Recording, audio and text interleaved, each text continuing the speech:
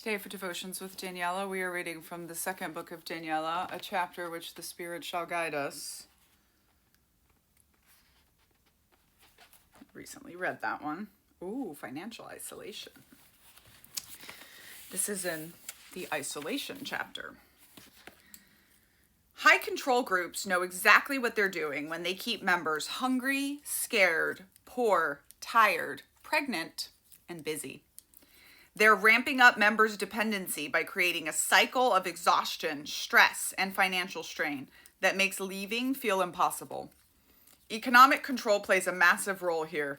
Financial penalties, debt, and non-compete clauses, for example, can trap members. When you're barely scraping by or drowning in obligations, you're not exactly in a position to pack up and leave. In the Children of God, as part of forsaking all to follow Jesus, members were required to quit their jobs, sell or donate their possessions, and surrender everything they owned to the cult, which would then distribute each according to his need. In Scientology's Sea Org, 12 tribes communities, and countless failed communes, members also give up everything, freedoms, jobs, assets, to live entirely within the group. They donate property, family heirlooms, savings, and most importantly, their labor. More about labor in chapter 8. With no outside income, their survival depends entirely on the group. Financial control in the workplace often appears as a standard business practice, but it can function in ways that restrict employee autonomy.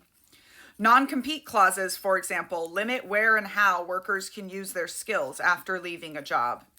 In 2024, the Federal Trade Commission voted to ban non-compete agreements, calling them exploitative and estimating the change could increase workers' earnings by nearly $300 billion per year. However, the FTC's rule was blocked by federal courts, and as of mid-2025, non-compete clauses can still be enforced, depending on state laws and case-by-case circumstances. Unvested stock options are another form of financial tethering. Typically structured to vest over time, stock options encourage employees to remain with a company until a liquidity event, such as an IPO or acquisition, or else risk forfeiting potential earnings. Multi-level marketing, MLM schemes, similarly use financial control to keep people trapped. MLMs don't just encourage members to quit their jobs, they suggest getting their spouses to quit too. It's eerily similar to the military, where the spouse sometimes ends up even more isolated than the service member, unable to maintain a career because of constant relocations. The bottom line, if someone tells you to quit your job and come follow me, you should probably run. They're likely trying to rope you into their cult. Many mainstream religions request tithes, with some Christian denominations requiring 10% of each member's income.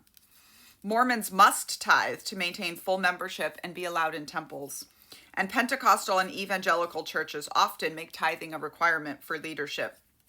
The Jehovah's Witnesses rely heavily on financial contributions, requiring members to donate significant portions of their income, along with their time and labor. A 2016 Pew Research survey found that Jehovah's Witnesses rank dead last in household income among American religious groups. Mormon families also pay significant amounts, around $500,000 monthly, to send their children on missions, adding further financial strain. The LDS Church acknowledges that financial sacrifice is part of missionary service. Missionaries and their families have primary responsibility for contributing financially to missionary service. They should make appropriate sacrifices to provide financial support for a mission. Financial isolation isn't exclusive to cults. It's a widespread problem. According to Pew Research, dissatisfaction with personal finances strongly correlates with loneliness. Financial dependence also keeps people trapped in unhealthy relationships. Many, especially women, remain in unhappy or abusive marriages because they lack the means to leave. It's a sobering reality that just 50 years ago, women in the U.S. couldn't even hold credit cards in their own names.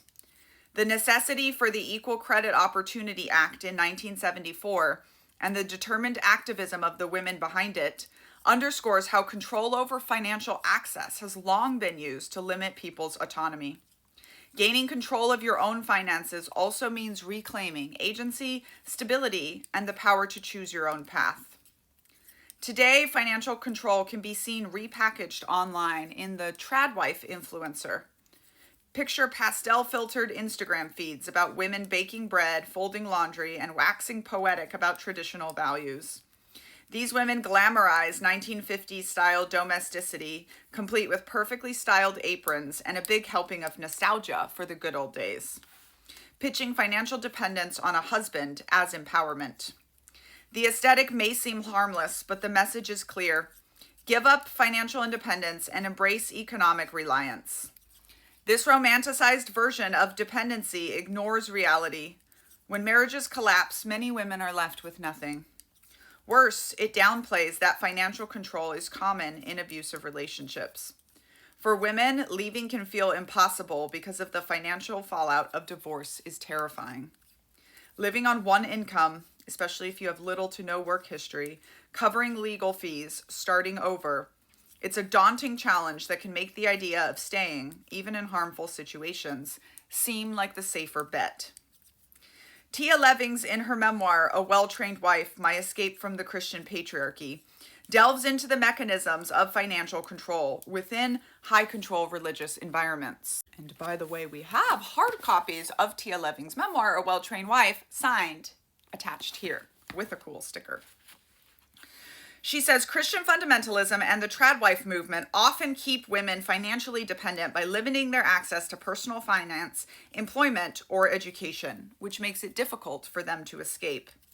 Levings emphasizes that without financial independence, escaping detrimental situations, be it a controlling relationship, a cult-like environment, or an exploitative workplace, becomes an arduous endeavor. Patriarchal systems depend partly on unpaid labor and silence to maintain control, especially from women, who are expected to sacrifice their time and energy without recognition or compensation. These dynamics hit women of color the hardest by compounding existing inequalities like the racial pay gap and limited access to leadership roles. The COVID-19 pandemic made these disparities worse. Women experienced greater job loss and have been slower to recover, largely due to increased caregiving responsibilities and the persistent lack of affordable childcare. You can get pre-order copies of Culting of America linked in the bio or attached here if you are not watching this on TikTok. And we have a package that comes with knitting needle swords. Check it out.